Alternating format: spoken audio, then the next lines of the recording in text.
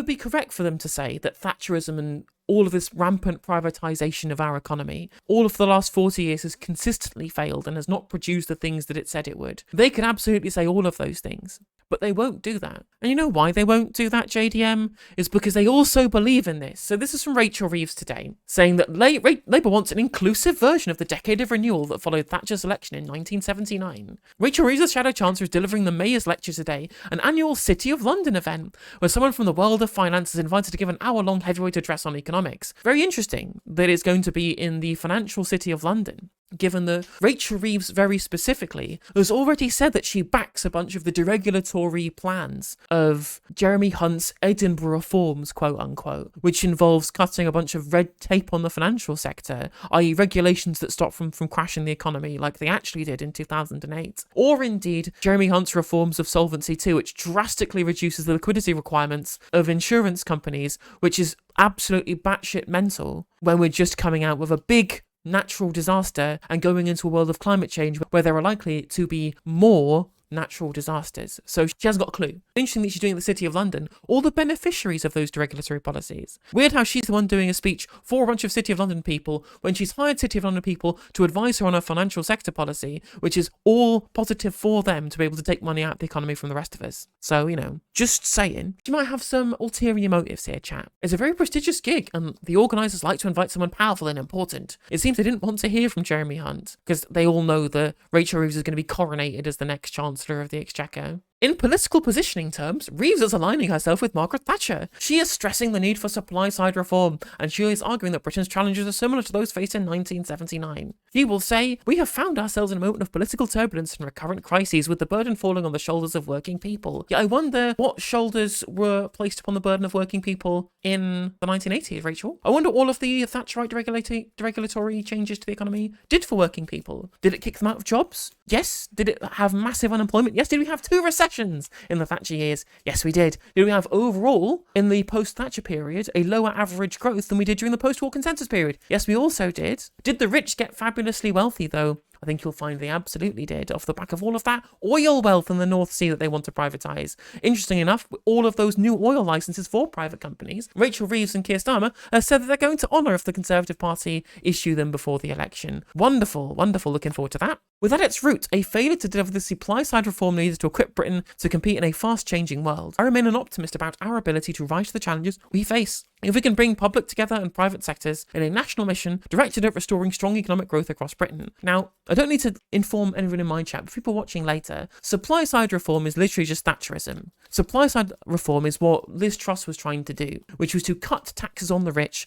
on the assumption that they would then use the extra money they have to invest into the supply side of the economy. They didn't do that. They sent all the money off to the Cayman Islands or threw it into asset prices. So there is a difference here in terms of how Rachel wants to use supply-side economics. I think that I'm not going to be here and just say, oh, she said Thatcher, she's terrible. I will at least point out some differences in their economic orthodoxy that they're adhering to. So one thing that's different between Thatcher and Reeves is that Thatcher had a entirely free market approach where all she did was choose winners in terms of how she implemented policy, in terms of who was being deregulated. Whereas under Rachel Reeves's economics, it's about industrial strategy, which Thatcher did not have. So Rachel Reeves is choosing winners, but not choosing winners through tax cuts and deregulation necessarily, but through who she's going to give state subsidy to. So part of their plan is to have 25% public-private partnerships. So the private sector are still in control. They're still the ones who get to call all the shots, but the state is giving them money as essentially a state venture capitalist as an investment to get off the ground. So choosing winners in green energy, for example, or in infrastructure. But most of the dividends from that is going to go to the private sector,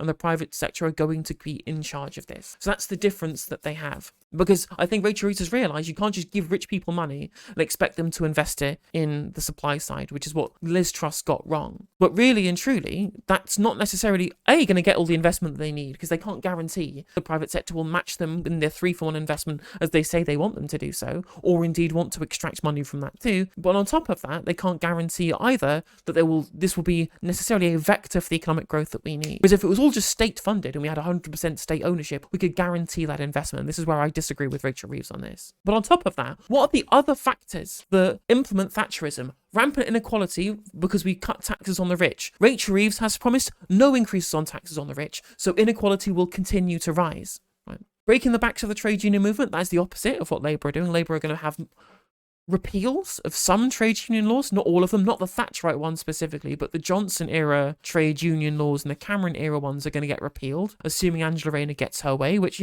as the Labour pledges go, we have to attach at time of recording to everything because they break pledges left, right and centre because they are notoriously deceitful individuals at the top of the Labour Party. So that remains to be seen. In terms of free markets and free marketism and lack of regulation, there is going to be no controls over markets. In fact, more deregulation. They're deregulating planning, for example, which isn't necessarily terrible, depending on what deregulations they do, because we do need more building to happen in this country. But they can't promise that's going to get built. They cannot promise those houses, and they have so far allocated zero money to build council houses. And the lack of council housing is why our housing market is failing, because you cannot trust private investors to be the ones who control our housing market. You create a bunch of new luxury flats by a deregulated private sector, building in these places, they're just going to sell them to speculative investors, to massive corporations who can buy in cash. So it's not going to work, but it is slightly different to the Thatcherite model. But in terms of the broader scale of inequality in this country, lack of taxing on the rich, lack of regulation on how markets function, and lack of state ownership, right? State ownership of entire industries, none of these things are happening under Rachel Reeves. So it's not necessarily a direct copy of Thatcherism, but all of the fundamental parts of Thatcher's economic legacy are going to be part of their future financial plan, just with more of an industrial strategy and more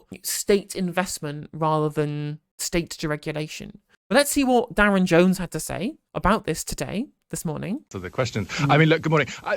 Both Mark and Tony Blair delivered that decade of national renewal for our country in terms of economic growth and wealth creation. Now, the key thing he said here is wealth creation, as if somehow giving a bunch of money to rich people created wealth, when it didn't do that. That's not what it did. Wealth is created by workers working, by people being productive, which we have been for the entirety of the existence of this country. Workers haven't gone less productive until recently when we had the austerity budgets that crippled our economy. But people weren't more or less productive under Thatcher and Blair in relative terms than they were during the post-war consensus period. It's just taxes on the rich were higher, so the rich and the people who don't do work but own the assets got a higher share of the wealth created in that period under Thatcher and Blair than they did in the previous period. So trying to lie to the public that Thatcher and Blair got us national renewal when they didn't, the idea that they created wealth when they didn't, there was just more rich people. They created more wealth for rich people. That's all that happened. Wealth was funneled upwards under both of those administrations in the way that it wasn't before. The idea that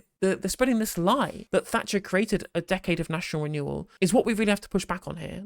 The ins and outs of the policy they're proposing aren't identical, but the rhetoric is the same. The structure of who gets all the wealth is the same, and that is why the Labour will not fix the economy. It's really interesting that there's a great Chakraborty article about the scam of Thatcherism, and it's this idea that she operated on a small state when she didn't. She used the state to choose winners, and Rachel is also trying to choose winners in her own personal fiscal policy by choosing winners by who she invests in, who she gives subsidy to, and the winners are all rich people. You know why all the winners that Rachel Reeves are choosing are all rich people? It's because they're who's donating to the Labour Party now. The people who donate to Labour are the rich people who are going to get the dividends from the payouts from the subsidy that she's giving, in terms of how the state is going to be investing in choosing winners come to the next election. I would like to finish this segment with a statement from one of the Green members of the House of Lords, and she makes an excellent point about the failures of this era. We've got two parties arguing over the same set of policies, while the general public see their taxes misspent on a mix of corrupt contracts and privatised services.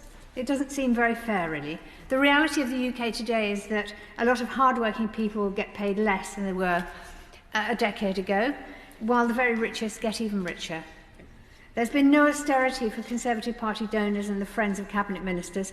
They came out of COVID richer as a result of the fast-track PPE contracts. And now, of course, they're paying less tax with fewer regulations and the ability to stow away their money in offshore trusts. And Brexit has failed to benefit Cornish fishermen or voters in Sedgefield, Wrexham or Lee, and levelling up is an excuse that enables the government to channel public money to marginal Conservative seats. The whole Thatcher project has failed, yet politicians of both the two major parties treat it as sacred text. Very true. Very true. I couldn't say fairer than that. She's absolutely right.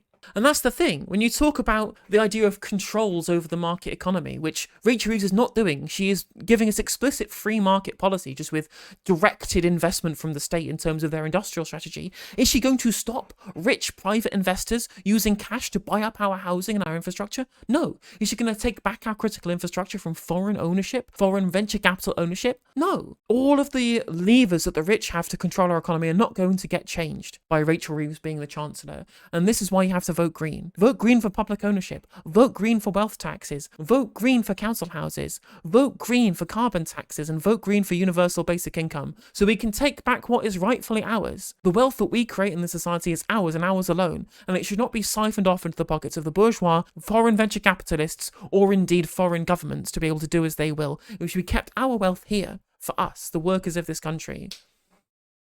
Hey there, if you enjoyed the video, make sure that you like and leave a comment. That helps the video out in the algorithm. If you subscribe and ring the bell, it'll let you know when I go live. I stream every day on YouTube and Twitch. You can also follow all of my socials down in the description. And if you want to support me in a more financial manner, there's a join button for memberships. It's just 99p to be a member on YouTube, as well as a Patreon, and there's some merch there as well. And hopefully I'll catch you on the next video. Take care.